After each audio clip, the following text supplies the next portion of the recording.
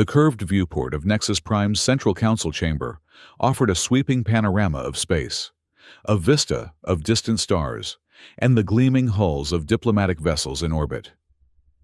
Ambassador Mira Taylor stood before it, her silhouette crisp against the cosmic backdrop. For a fleeting moment, she permitted herself this indulgence, a quiet breath before the storm she was about to unleash. 7 standard days had passed since the first contact trial, and the atmosphere aboard the massive station remained charged with unspoken tension. The grand chamber, with its soaring ceilings and tiered seating arranged in concentric rings, had been designed to inspire awe and humility in those who entered. Today, it would witness neither. "Ambassador Taylor," called President Cassara, her voice carrying the melodic undertones characteristic of the Aldorian species. "The Council awaits your response to the draft charter." Taylor turned from the viewport, her expression composed. As Earth's senior diplomat, she had spent months preparing for this moment. Her small delegation, 5 specialists in interstellar law, xenobiology, and military defense, sat rigidly at their designated positions in the visitors' tier. "Madame President," Taylor replied, her voice steady. "Honored members of the Galactic Council, I have reviewed your proposed charter for human membership." The council chamber hummed with the subtle movements of 19 different species. Elder Voss, reptilian and ancient, leaned forward with narrowed vertical pupils. The crystalline Xeraxis representatives refracted light in patterns that conveyed their anticipation. Across the vast circular space, delegates from hundreds of worlds awaited Earth's formal acceptance into their ancient federation. President Cassara's bioluminescent markings pulsed with optimism. "Then, we may proceed to the formal ratification. The terms are generous by traditional standards." Taylor produced a small, sealed holodisk from her formal diplomatic attire. Its surface gleamed with quantum encryption markers. "There will be no ratification," she stated, her words falling like stones into still water. "Effective immediately, Earth and all human colonies formally withdraw from these negotiations." The silence that followed was absolute. Even the environmental systems seemed to pause. Taylor placed the holodisk on the ceremonial reader at the center of the chamber. "This contains our formal notice of withdrawal and the specific provisions that we find unacceptable." Elder Voss slammed a clawed hand against his console. "This is unprecedented. The Council has spent decades preparing for humanity's integration." "Perhaps the Council should have spent less time preparing for our integration," Taylor replied, "and more time reconsidering its methods of surveillance and resource allocation." The chamber erupted into cacophony. Translator modules struggled to keep pace with the outburst of protests and demands. President Cassara's amplified voice finally cut through the din. "Ambassador Taylor, you will explain this decision immediately." Taylor remained unmoved. "I believe an explanation is incoming." As if on cue, the massive viewport darkened its polarization. Against the blackness of space, a series of lights appeared. First one, then 3, then dozens, moving in perfect formation. The stealth reconnaissance fleet from Earth had decloaked just beyond Nexus Prime's defensive perimeter. Gasps rippled through the assembly as the ships executed a synchronized flyby, their hulls reflecting the station's exterior lights. These weren't capital ships or warcraft. They were small, agile vessels designed for observation. But their sudden appearance, having evaded the Council's supposedly impenetrable detection systems, delivered a message more powerful than any armada. "Impossible," whispered a Vexi delegate, their multifaceted eyes reflecting the strobing lights of the passing ships. "Our sensors would have—" "Your sensors detected exactly what we allowed them to detect," Taylor interrupted. "Just as your espionage networks gathered only the information we permitted to leak." With a gesture, she activated the holodisk. Above the central dais, 3-dimensional projections materialized, classified Council communications, resource allocation charts, surveillance logs. The data scrolled endlessly, each fragment more damning than the last. For 6 months, Taylor continued, you have monitored our colonies without consent. You have systematically diverted essential minerals from human-settled systems through shell corporations. You have established military outposts at our borders while claiming they were scientific research facilities.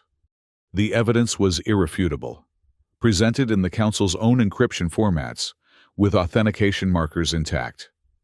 Several minor species representatives rose from their seats, moving closer to examine the data, with expressions ranging from shock to vindication. Elder Voss hissed, "These allegations are outrageous. Where did you obtain these records?" "From Envoy Ral," Taylor answered, gesturing toward the Vexi delegation. All eyes turned to a slender Vexi figure, who stood calmly amidst the chaos. Envoy Ral, long suspected of being a double agent within the Council's intelligence apparatus, offered a formal bow. "The records are authentic," Ral confirmed, voice modulated through multiple speech organs. "I have verified them personally." President Kasara's bioluminescence darkened with rage. "This is treason! Guards, secure the Vexi delegation!" Before the station's security forces could move, however, Delegate Thallow of the Reef Builders rose from his seat, his massive coral-like form impossible to ignore. "My people stand with Earth," he announced, his voice resonating through calcium carbonate speech chambers. "We too have suffered under the Council's selective resource embargoes. We too have found surveillance devices in our sovereign territories." One by one, representatives from smaller worlds began to speak out. The Procyon Alliance, the Duran Freeholds, the Mist Collective. Each had a grievance. Each had evidence of the Council's duplicity. President Kasara slammed her ceremonial staff against the floor. "This chamber will come to order. Under Section 9 of the Ancient Charter, I hereby order the detention of Ambassador Taylor for inciting insurrection against the Galactic Council." Taylor remained impassive as security personnel began to converge on her position. Then, she touched another control on the holodisk. "Section 9, she stated clearly, of a charter that was falsified 3 centuries ago by the Vexi Colonial Authority." The projection shifted, displaying 2 versions of the same document side by side, one familiar to all council members, and one markedly different, bearing authentication codes from an era before digital tampering was possible. "The original charter," Taylor explained, "excavated from the ruins of the First Council on Centauri 4, contains no such provision. It explicitly forbids the detention of any diplomatic representative during formal negotiations." The security personnel halted, uncertain. Elder Voss turned to President Kasara, his scaled skin flushing with heat signatures that indicated extreme distress. "Is this true?" he demanded. Before Kasara could respond, a sudden magnetic storm, a not uncommon occurrence in this sector, sent fluctuations through the station's power grid. Emergency systems engaged, bathing the council chamber in pulsing amber light. For 60 tense seconds, as auxiliary power stabilized the station's critical functions, adversaries stood in enforced truce. When full power returned, the chamber had changed. Dozens of delegations had risen from their seats, physically repositioning themselves closer to Earth's representatives or clustering with other dissenting worlds. President Kasara, seeing the physical manifestation of the Council's fracturing, tried one final gambit. "The Vexi are known manipulators," she declared. "This evidence is clearly fabricated to destabilize our millennia of peaceful cooperation." Taylor shook her head. "The evidence comes not from the Vexi alone, but from archives across 17 worlds. Your own historians have suppressed the truth for generations. But knowledge, Madam President, like the universe itself, constantly expands beyond our attempts to contain it." Throughout the chamber, data tablets and personal communication devices lit up as information packets spread from delegate to delegate. The sealed archives that Taylor referenced were being opened simultaneously across thousands of nodes, impossible to censor or contain. In the corridors outside, the commotion had spread. Minor species representatives who had never been granted full council membership gathered in anxious clusters, receiving updates from within. Station personnel struggled to maintain order as centuries of carefully maintained protocols collapsed in real time. Inside the chamber, President Kasara's composure finally broke. "You have no understanding of what you're doing. The stability of 3 galactic sectors depends on the Council's authority." "No," Taylor countered. "It depends on cooperation and honest exchange. Your authority was an illusion maintained through information control, an illusion that ends today." She addressed the entire assembly. "Earth extends an invitation to all worlds who seek a new beginning. We propose an interstellar pact based on transparency and genuine sovereignty. Our delegation departs in 12 hours aboard the Odyssey. Any who wish to join discussions for this new alliance are welcome." With that, Ambassador Taylor and her team began an orderly withdrawal from the chamber. No one moved to stop them. The security forces, receiving contradictory orders from their factional leaders, stood down rather than risk escalating the situation.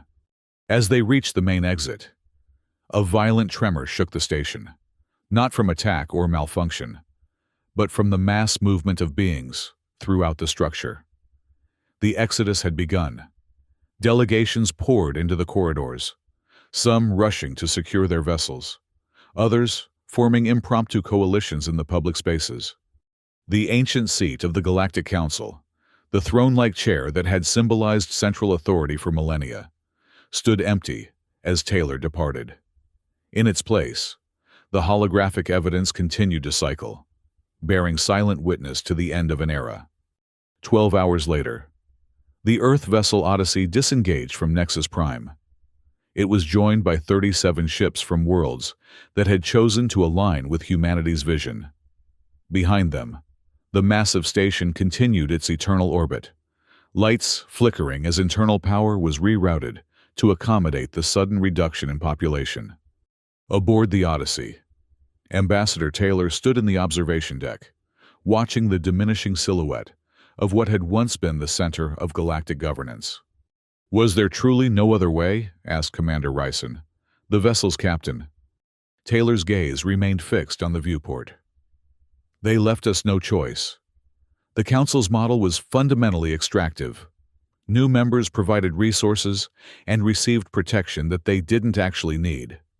And our model? Remains to be built," Taylor replied, "but it will begin with the truth."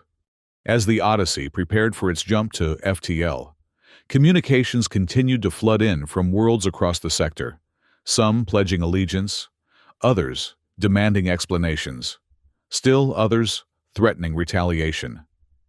The interregnum had begun, and with it, humanity's true entry onto the galactic stage. 3 weeks after the dissolution of the Council, Nexus Prime had transformed. What had once been the orderly administrative center of galactic governance now resembled a frontier outpost, vibrant, chaotic, and alive with possibility. Ambassador Taylor had not expected to return so soon. Yet here, she stood in a repurposed maintenance bay that now served as a neutral meeting ground. Representatives from 63 formerly Council-aligned worlds faced delegates from 41 Earth-aligned systems across a hastily assembled conference table. "This is what you've reduced us to," said Elder Voss, gesturing at their surroundings. "Conducting diplomacy in a glorified hangar." "I find it refreshing," replied Delegate Thallo, his choral structure gleaming under the industrial lighting. "No tiers, no elevated platforms, just beings meeting as equals." President Kasara had not joined these preliminary talks. Rumors suggested she had retreated to the Aldorian homeworld, where traditionalists were rallying to restore the Council's authority.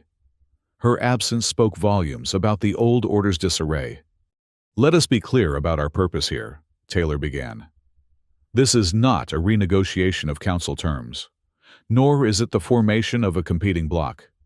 We are here to establish communication protocols during this transition period." Elder Voss leaned forward, his scaled hands clasped before him. You speak of transition, as if the Council's 3,000 years of governance can be casually set aside. Dozens of worlds depended on our regulatory frameworks for everything from trade to defense. And those frameworks remain available to any who choose them, Taylor assured him. Earth has no interest in dismantling systems that truly benefit their participants. Yet you've already signed separate treaties with the Durn Freeholds and the Procyon Alliance, Voss countered. Critical trade partners that the Council relied upon. Envoy Ral, now serving as an independent mediator, intervened. Those agreements specifically maintain all existing supply chains. The difference is in the oversight mechanisms and resource allocation formulas. The discussions continued for hours, revealing the complex web of interdependencies that the Council had fostered.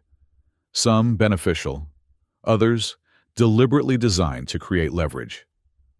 Throughout it all, Taylor maintained her composure, neither defensive nor triumphant, simply methodical in addressing each concern. During a recess, she found herself approached by a figure she didn't immediately recognize, a Zaraxis crystalline entity whose light patterns indicated advanced age. Elder Shirkal, the translator module provided, former archivist of the Inner Council. Taylor offered a respectful greeting appropriate to Zaraxis culture. Your presence honors us. I was told the entire Zaraxis collective had withdrawn from these proceedings. Officially, we have, the Elder's translated voice explained. Unofficially, some of us recognize the necessity of what you have done. The crystalline being produced a data crystal of ancient design. This contains navigational charts for regions the Council declared prohibited. The restrictions were never for safety, as claimed, but to conceal resources reserved for founding species. Taylor accepted the crystal carefully. Why share this now? Because your accusations were correct, but incomplete, Shirkal replied. The distortions run deeper than even your evidence revealed. Some of us have maintained secret archives, waiting for the moment when truth might safely emerge. Before Taylor could respond, alarms blared throughout the station. The massive structure shuddered as external defense systems activated automatically. Station-wide announcements cut through the confusion. Unidentified vessels approaching. All diplomatic personnel return to designated safe areas. The conference dissolved into chaos as delegates rushed to contact their ships or secure communications with their homeworlds. Taylor activated her secure link to Earth Command. Status report, she demanded. Commander Ryzen's voice came through clearly, despite interference. 7 warships have dropped out of FTL at the edge of the system. Configuration matches Aldorian battlecruisers, but they're running without identification transponders. Kasara, Taylor murmured, sooner than expected. Elder Voss approached, his expression grave. This is madness. The Aldorian fleet has never been deployed against Nexus Prime in the station's history. History is full of unprecedented days lately, Taylor replied. Can you establish communication with them? They are blocking all standard diplomatic channels, Voss admitted. This is not sanctioned by what remains of the Council. Throughout Nexus Prime, beings from hundreds of worlds watched in disbelief as the approaching vessels formed a blockade position. The station's defensive capabilities, while substantial, had been designed primarily to deter pirates and rogue operators, not to withstand a coordinated assault from ships that knew all their specifications. In the command center, station administrators from a dozen species worked frantically to prepare for contingencies none of them had ever trained for. Taylor arrived to find them arguing over protocol. We have 3,000 civilian vessels docked who are demanding immediate departure clearance, explained a harried Duran administrator. If we allow mass exodus, we risk collisions and create targeting opportunities for the Aldorian ships. And if we lock down all bays, we risk panic and internal conflict, countered his Procyon colleague. Taylor stepped forward. Prioritize vessels with vulnerable life support requirements. Begin systematic evacuation by sectors, starting with those containing non-combatant populations. "By whose authority do you issue these directives?" demanded a council loyalist. "By the authority of practical necessity," Taylor responded calmly. "Unless someone has a better suggestion that doesn't involve watching civilians suffer?" No one did. As evacuation procedures began, the Eldorian vessels maintained their position just beyond weapons range. Their message, when it finally came, was directed solely to Taylor. President Kasara's holographic form materialized in the command center, her bioluminescence patterns conveying barely contained fury. "Ambassador Taylor, you will surrender yourself and all Earth diplomatic personnel immediately. You will publicly recant your accusations against the Council. You will relinquish all copied archive materials distributed throughout the sector." Taylor studied the projection calmly. Or we will demonstrate that some authorities cannot be simply talked away by clever diplomats. Nexus Prime's defensive capabilities have been compromised. We control their activation codes. Elder Voss stepped forward, incredulous. "Kasara, this is insanity. You have no authority to—" "I have the authority granted by 14 founding species to preserve the stability of the galactic order," Kasara interrupted. "An order that has prevented interstellar war for millennia." "At what cost?" Taylor asked quietly. "Whatever cost necessary," Kasara replied. "You have 1 hour to comply." As the projection vanished, the command center erupted with questions and accusations. Taylor raised a hand for silence. "Continue evacuation procedures," she instructed. "And open a channel to the Odyssey." Within minutes, she was speaking privately with Commander Ryson. "How quickly can our reconnaissance fleet reposition?" "They're already moving," Ryson confirmed. "But even with stealth capabilities, a direct confrontation with Eldorian warships would be suicide." "I'm not suggesting combat," Taylor clarified. "Just options." While Taylor coordinated with Earth forces, Envoy Ral had been working through back channels with contacts across various species. The Vexi appeared at Taylor's side with unexpected news. 3 Duran battleships have just dropped out of FTL behind the Eldorian position, Ral reported, and long-range sensors detect Procyon vessels approaching from the opposite vector. "They can't possibly hope to overcome Eldorian military superiority," Taylor said. "They don't need to," Ral explained. "They just need to complicate Kasara's calculations, and they're not alone." Throughout the next 30 minutes, ships continued to arrive, not in organized battle formations, but in ones and twos, representing dozens of worlds. None were capital ships or dedicated warcraft. They were science vessels, trading ships, even passenger liners. They positioned themselves in a loose sphere around Nexus Prime, creating a buffer between the station and the Eldorian blockade. When Kasara's deadline approached, Taylor requested an open channel visible to all vessels in the system. "President Kasara," she began, her image broadcasting across thousands of screens. "Look around you. These ships have not come in response to Earth's call. They've come because your actions confirm everything we revealed about the Council's true nature." The view shifted to show the assembled vessels, a ragtag fleet united only by their rejection of Kasara's ultimatum. "You speak of stability," Taylor continued. "These beings choose freedom to determine their own alliances. You speak of preventing war. They are placing themselves physically between your weapons and your targets, not because they love humanity, but because they reject coercion." Kasara's response was immediate and cold. "You mistake temporary confusion for permanent realignment. Ambassador, when these worlds realize the economic consequences of Council withdrawal, they will return. Order always reasserts itself." "Perhaps," Taylor acknowledged, "but it will be an order they choose, not one imposed through hidden leverage and manufactured scarcity." For several tense minutes, the standoff continued. Eldorian targeting systems remained locked on Nexus Prime, while the impromptu defensive fleet held position. Finally, a new communication arrived, not from Kasara, but from the Eldorian homeworld itself. The Eldorian High Consul, appearing far less composed than Kasara had been, addressed all parties. The deployment of military forces against Nexus Prime was not authorized by the Eldorian consensus. Our vessels are instructed to stand down immediately. President Kasara's actions represent her personal initiative, not Eldorian policy. The relief in the command center was palpable. Monitoring systems showed the Eldorian weapons platforms powering down, their engines reorienting for departure. It seems, Elder Voss remarked dryly, that Kasara's authority was as illusory as the Council's.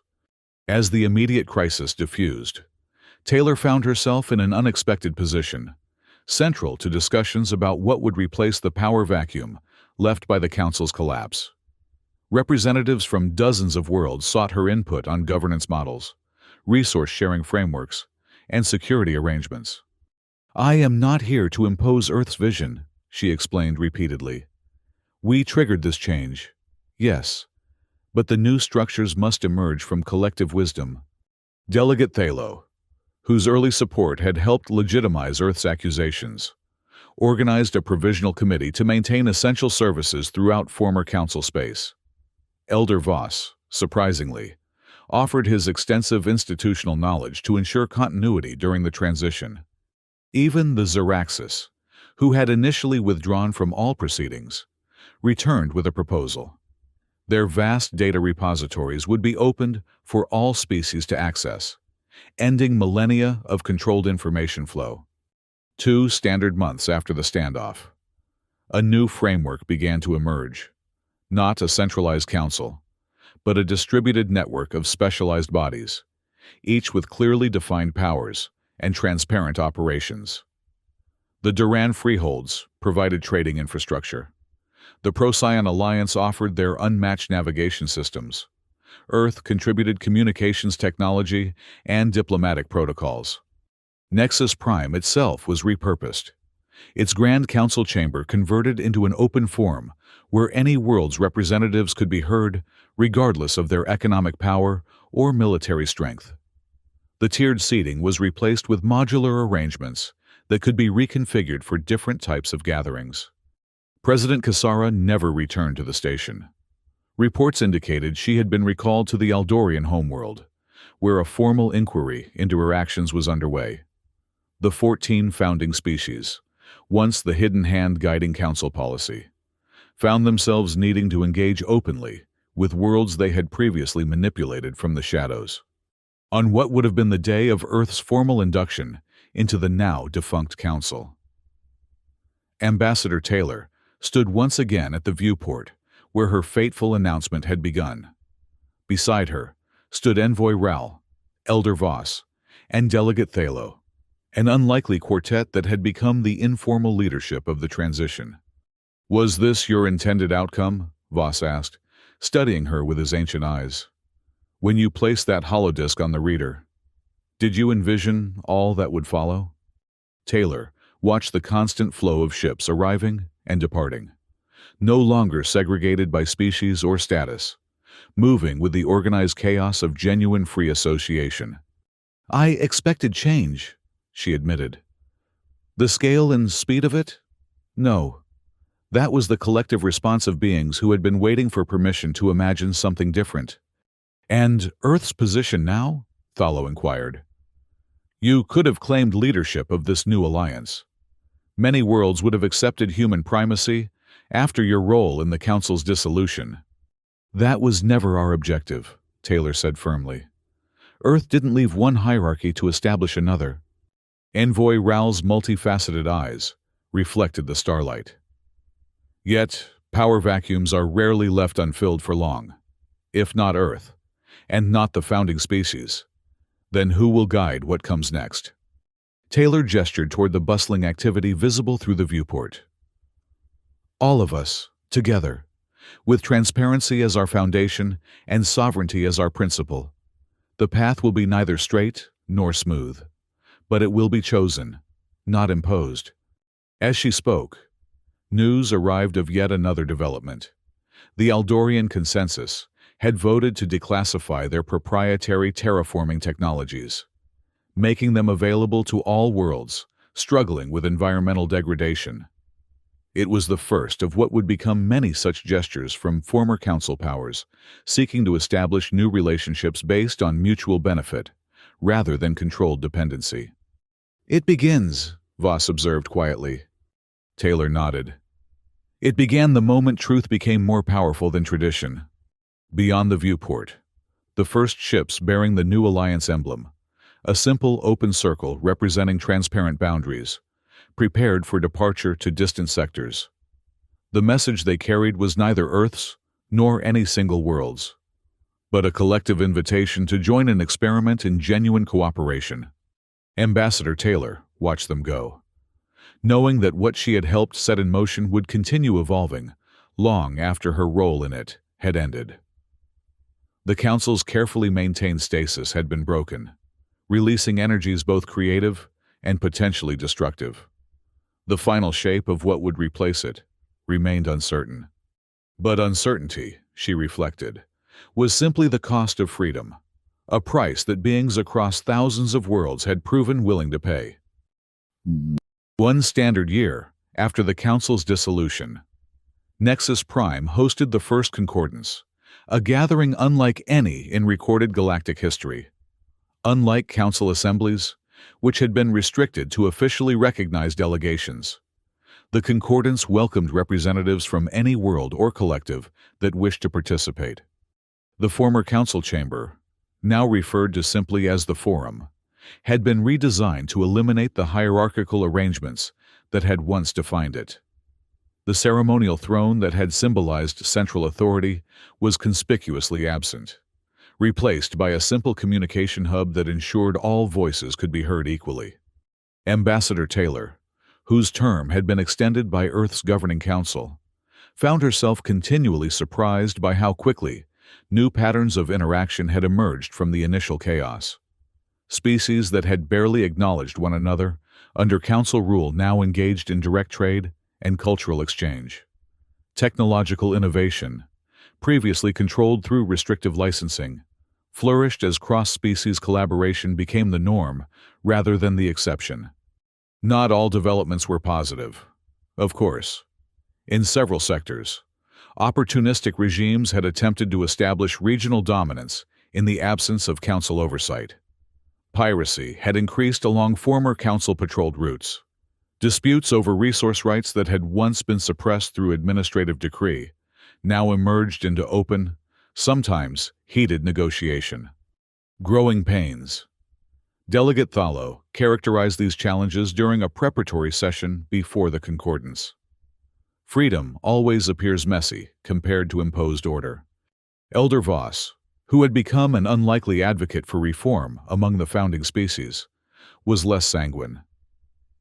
There are regions where beings are suffering due to supply chain disruptions. The Council's methods may have been corrupt, but its infrastructure served essential purposes. Which is precisely why we're gathered here, Taylor reminded them. Not to recreate the Council, but to preserve what worked while replacing what didn't.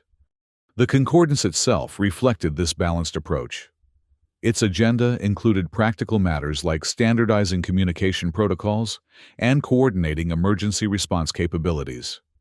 It also addressed deeper questions about sovereign rights, technology sharing, and the establishment of transparent arbitration systems for interstellar disputes. What it specifically did not include was any mechanism for centralized authority. Each agreement required opt-in consent from participating worlds, with provisions for withdrawal clearly established from the outset. The resulting framework would be more complex than the Council's system of edicts and enforced compliance, but also more resilient and adaptable. As delegates began to arrive, Taylor observed their interactions with professional interest. Former adversaries engaged in cautious dialogue. Species that had been granted only observer status under Council rules now presented their perspectives with newfound confidence. The atmosphere contained an almost tangible current of possibility. Not everyone shared this optimism. A coalition of worlds that had benefited from their privileged positions under the old regime had declined to participate, instead forming what they called the Continuity Compact, an attempt to preserve council structures and norms within their territories. Most notable among these was Aldoria. Following Kasara's formal censure by the Aldorian consensus, the planet had experienced its own internal power struggles. The faction that eventually prevailed had adopted a policy of dignified withdrawal from the chaotic experiments of the post-council era. "They will return when ready," predicted Envoy Ral, who had transitioned from spy to respected diplomat in the new order. "Economic isolation is unsustainable in an interconnected galaxy." "Unless they're not actually isolating," Taylor countered. "Our intelligence suggests increased communication between Aldoria and several other founding species worlds that have publicly distanced themselves from the Concordance." This potential counter-alliance remained a shadow over the proceedings, not an immediate threat, but a reminder that the transition to a new galactic order faced resistance from powerful entities with millennia of entrenched interests. On the Concordance's opening day, the Forum reached capacity for the first time since the Council's dissolution. Over 3,000 distinct delegations were present, representing worlds across the known galaxy. The proceedings began not with ceremonial speeches or formal declarations, but with an open acknowledgement of both progress and challenges. "We gather not as rulers and ruled," Taylor addressed the Assembly, "but as equal participants in creating a sustainable future. Some of us were once council members, others council subjects, still others independent entities who observed the old system from afar. Those distinctions no longer define us." Elder Voss spoke next, his ancient voice carrying the weight of his species' long history. "For too long, the founding worlds mistook control for leadership. We failed to recognize that true stability comes not from imposing order, but from nurturing systems that naturally seek balance." Delegate Thalos' massive coral form rose above the gathering.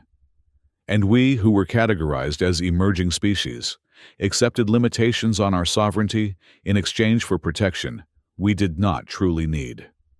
Both sides must acknowledge these past patterns if we are to avoid recreating them in new forms." The first 3 days of the Concordance focused on immediate practical needs, establishing consistent protocols for emergency response, coordinating efforts to maintain essential supply routes, and addressing humanitarian crises that had emerged in regions most dependent on Council infrastructure. It was during discussions of a proposed mutual defense initiative that the fragility of the new order became apparent.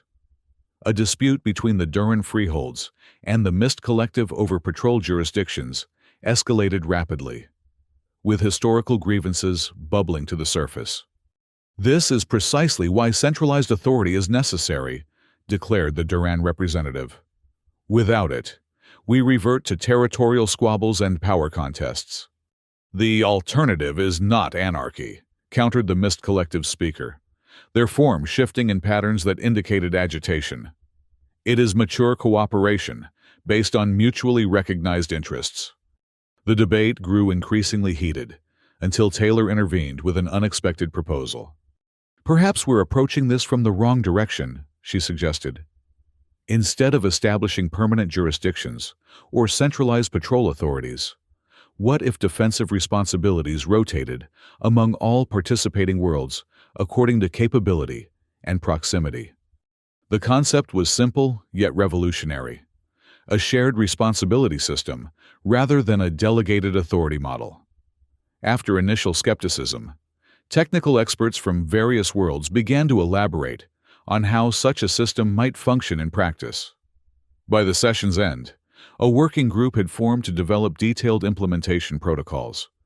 This pattern repeated throughout the Concordance. Moments of tension or apparent deadlock resolved not through power plays or procedural maneuvers, but through collaborative problem-solving and genuine innovation. Without the Council's rigid structures constraining imagination, delegates found themselves proposing solutions that would have been unthinkable a year earlier. Not every issue found immediate resolution. Of course, deep-seated conflicts between certain species would require generations to heal. Resource disparities between developed and developing worlds couldn't be eliminated through policy alone. The absence of the Council's enforcement mechanisms meant that compliance with new agreements relied primarily on mutual benefit and reputational consequences. On the Concordance's final day, as delegates prepared to return to their respective worlds, an unexpected communication arrived from Aldoria. The message was brief, but significant. The Aldorian consensus requested observer status at future gatherings. Their isolation lasted less time than expected, Envoy Raoul noted with satisfaction. Economic reality is a powerful motivator, Taylor agreed. But we should be cautious. This may be genuine reconciliation, or it may be strategic positioning. Elder Voss, whose ancient species had maintained close ties with Aldoria for millennia, offered a different perspective. It is likely both. They recognize the new reality, yet wish to influence its development. This is not necessarily contrary to our objectives.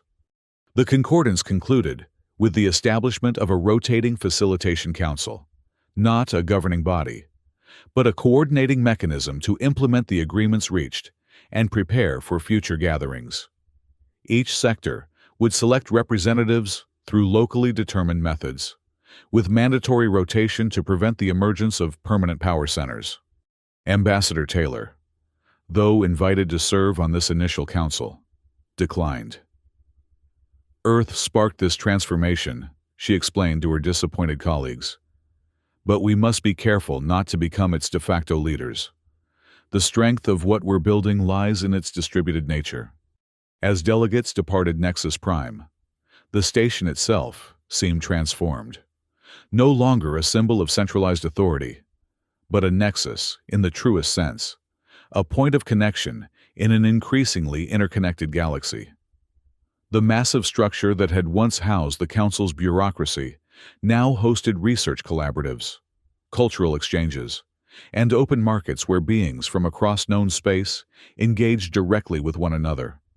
Taylor stood at her familiar viewport, watching the departure procession.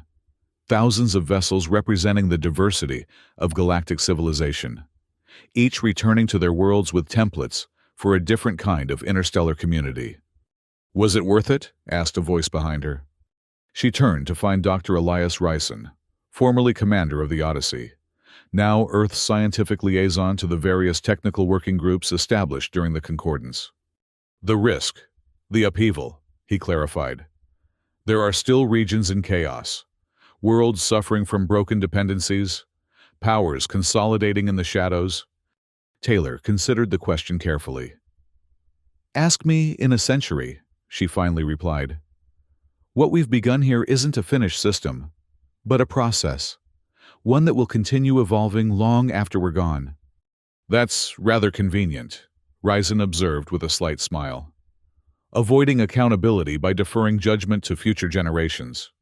"Not avoiding," Taylor corrected him.